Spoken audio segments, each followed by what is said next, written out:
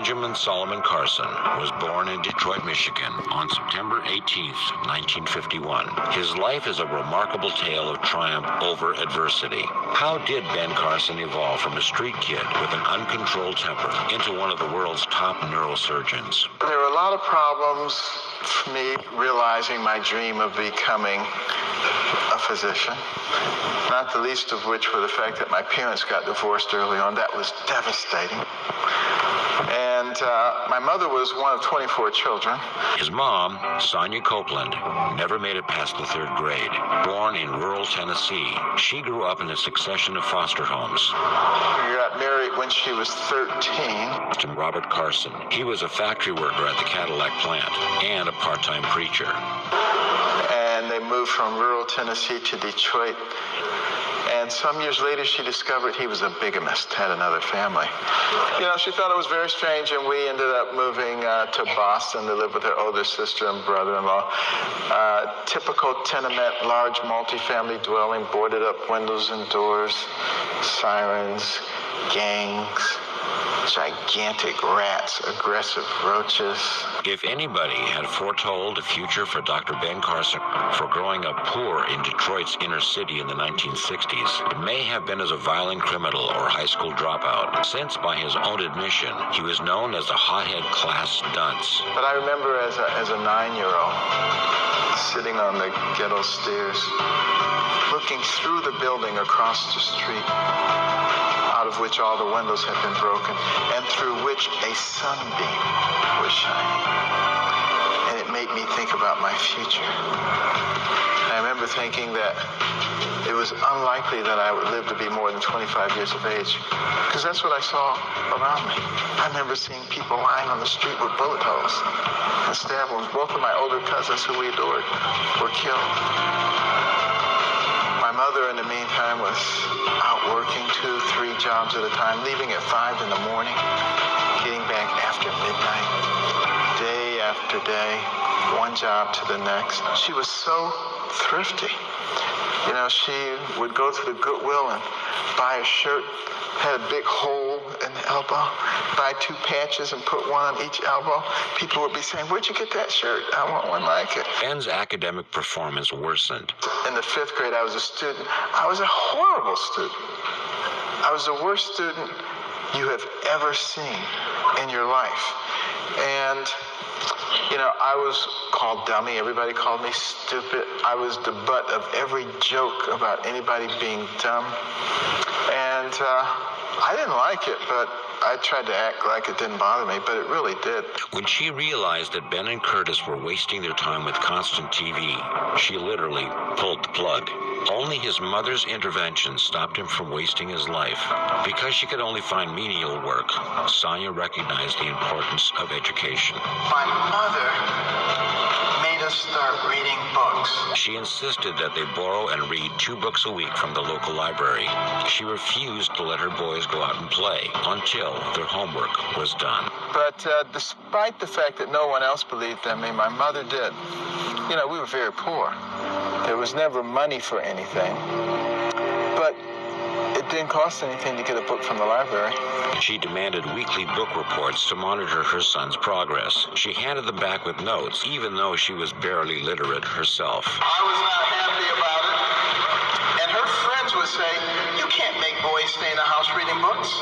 They'll grow up and they'll hate you." And I would sometimes overhear her friends, and I would say, "Mother, you know they're right." Despite his chafing at the restrictions, Ben came to realize that he loved to learn. As I started reading those books, as I started reading about people of tremendous accomplishment in all kinds of fields, it became clear to me that the person who has the most to do with what happens to you in life is you. Once I understood that, poverty didn't bother me anymore, because I knew it was only temporary. I knew that I had the ability to change my circumstances.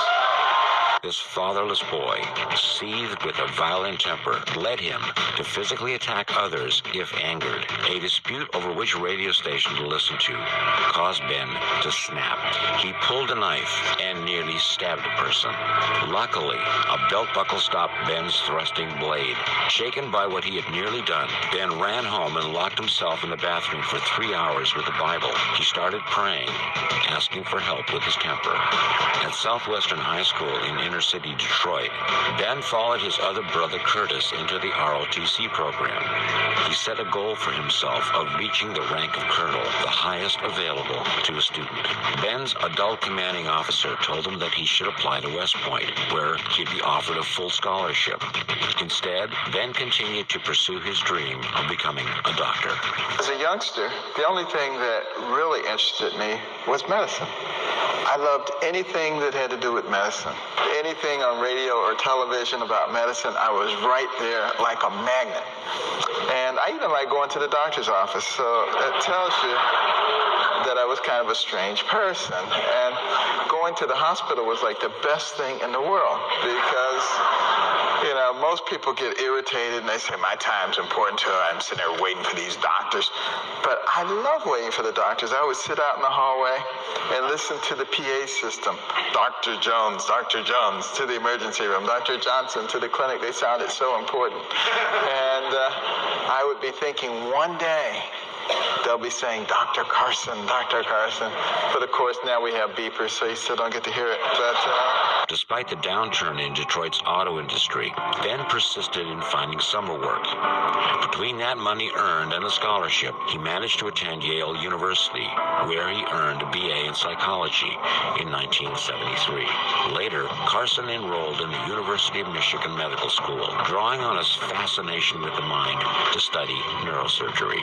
In 1975, he married professional violinist Lucinda Candy Rustin, who he met at Yale.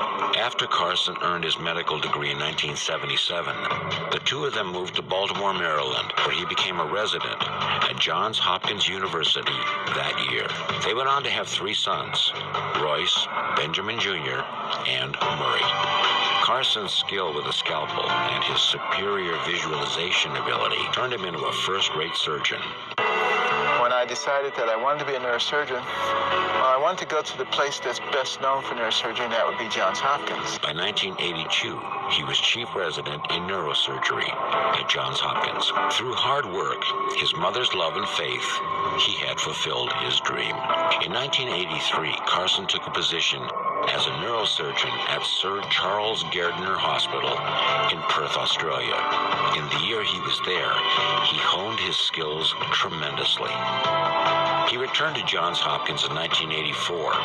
The next year, at age 33, he became the youngest major division director in the hospital's history as director of pediatric neurosurgery.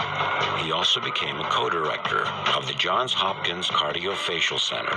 Using newly developed techniques, on September the 4th, 1987, Carson supervised a team of 70 doctors, nurses, and support crew in a 22-hour surgery to separate two 7-month-old twins, Patrick and Benjamin Binder, who were joined at the head. The children survived, although both suffered brain damage. But sometimes dreams don't lead to good places, and I'm sure some of you remember the case of the Bijani twins, the 29-year-old Iranian women who were joined at the head. Their lifelong dream was to be separated. They scoured the planet looking for a team that would be willing to take on that kind of risk. Everybody agreed that there was no better than a 50-50 chance of them surviving such an operation. When I was first contacted about their case, I told them about Chang and Ing Bunker, the original Siamese twins who lived until they were 63 years old. But they didn't want to hear about that. And they kept searching until they found a team that was willing to do it in Singapore. And they had actually separated a set of twins from Nepal.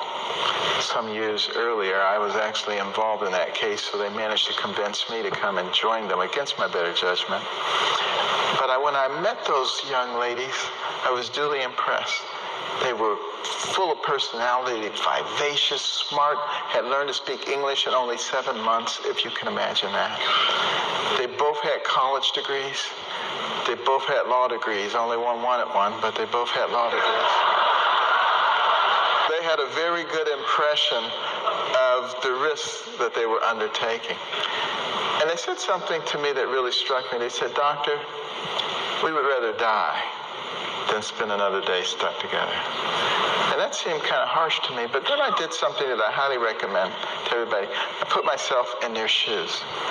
I said, what would it be like to be stuck to somebody 24/7? Couldn't get away from them for 1 second. It could be the person you like the most in the whole world. How long would you like them for? And I began to realize what they were feeling. Well, you know, that operation proceeded. We were in the third day. We were about 90% finished. Some people were starting to celebrate. I was not among them. Because when we got to the very last part of the operation, they started bleeding. Under such pressure, you couldn't stop it. You put a clip on it, and it would rupture behind the clip. Another clip, and it would rupture, and it kept rupturing, and they died. So not everything that we do is successful.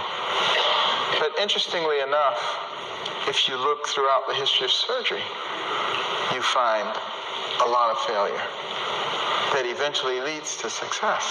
The first kidney transplants, horrible, disastrous. The same thing with heart, lungs, livers, transplanting them. Horrendous. You would have said, why did they even bother? But every time there was a failure, information was gathered. Things were learned, and now all of those things can be done quite routinely. In 2001, CNN and Time magazine named Dr. Ben Carson as one of the nation's 20 foremost physicians and scientists. In his 1992 autobiography, Gifted Hands, the Ben Carson story was published. In short order, he published 2 more best-selling books, The Big Picture in 2000 and Think Big in 2006. Ben and Candy Carson's books, America the Beautiful, Rediscovering What Made This Nation Great, published in 2002, and 2004's One Nation, both became the #1 New York Times best sellers. For more than 20 years, Ben and Candy Carson, through the Carson Scholarship Fund, have awarded $1,000 to students in grades 4 through 11. Now we started right here in Baltimore with 25 scholarships, one for each county in the state. And, the scholarships are given for superior academic performance and demonstration of humanitarian qualities. You got to care about other people. You can't just be smart. It's regardless of socioeconomic background. 20 to 30% of people who enter high school in this country now do not graduate. And this is the information age, the technological age. That wasn't such a bad thing during the agricultural age, when we were known as the breadbasket of the world, could produce more corn, wheat, and barley than anybody. Not a problem. Wasn't so bad during the industrial age, where we could produce more airplanes and cars and sewing machines than anybody else. But we're no longer in the industrial age or the agricultural age. We're in the information age, where knowledge is power. So we can't afford to have that number of people dropping out of high school. The fund builds and maintains Ben Carson reading rooms for children to cultivate the love of reading that turned Dr. Carson's life around. We all can benefit from more knowledge. I like to challenge people to make a promise to themselves that for the next 1 year, they're going to spend a half an hour every day learning something new. Just a half an hour. Not much time at all. A lot of people spend that much time on the toilet. Take a book in there. Okay? And learn during that time, half an hour. Carson was forced to slow down after developing prostate cancer in 2002. He fully recovered from the operation and is now cancer-free. In 2006, Dr. Ben Carson received the Spring Arm Medal from the NAACP, the organization's highest award for outstanding achievement. In 2010, Dr. Carson was elected to the National Academy of Sciences Institute of Medicine, considered one of the highest honors in the field of health and medicine. Ben Carson has been granted 67 honorary doctorate degrees and numerous other awards, including the United States' highest civilian award, the Presidential Medal of Freedom. I would like to be remembered as a person who helped people to understand the incredible potential that they had, and to help people realize that they really don't have to depend on a lot of other people. In February 2013, Dr. Carson spoke at the National Prayer Breakfast, where he criticized President Barack Obama for his positions on taxation and health care. You make $10, you put in $1. Of course, you got to get rid of the loopholes. But now some people say, well, that's not fair, because it doesn't hurt the guy who made $10 billion as much as the guy who made 10. Where does it say you have to hurt the guy? He just put $1 billion in the pot. We don't need to hurt him. It's that kind of thinking. It's that kind of thinking that has resulted in 602 banks in the Cayman Islands. That money needs to be back here, building our infrastructure and creating jobs. And we're smart enough to figure out how to do that. We've already started down the path of solving one of the other big problems, healthcare. We need to have good healthcare for everybody. It's the most important thing that a person can have. Money means nothing, titles means nothing when you don't have your health. The following month, he announced that he was retiring from his career as a surgeon and turned his attention to politics. On May 4th, 2015, Carson launched his official bid for the Republican presidential nomination at an event in Detroit. He decided to run for president of the United States. I'm Ben Carson, and I'm a candidate for president of the United States. Ben Carson's story is inspirational, not only because of how far he's come, but because his final chapter is yet to be written.